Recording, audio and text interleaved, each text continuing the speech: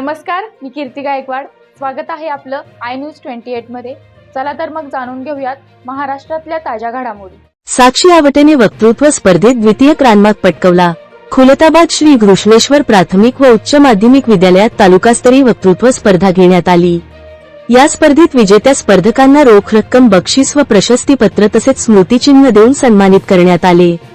शिक्षण महर्षी पंढरीनाथ पाटील शिसोदे यांच्या पुण्यतिथी निमित्त घृष्णेश्वर विद्यालयात तालुकास्तरीय वक्तृत्व स्पर्धेचे आयोजन करण्यात आले होते.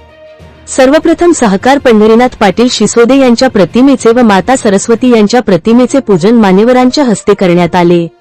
या वक्तृत्व स्पर्धेत विद्यार्थी-विद्यार्थिनींनी सहभाग घेतला होता. यात जी पशाळा पळसवाडी येथील साक्षी आवटे हिने द्वितीय क्रमांक पटकावला. तसेच स्मृतिचिन्ह देऊन सन्मानित करण्यात आले आहे. खुलताबाद तालुका प्रतिनिधी अभिषेक ठेंगडेची रिपोर्ट.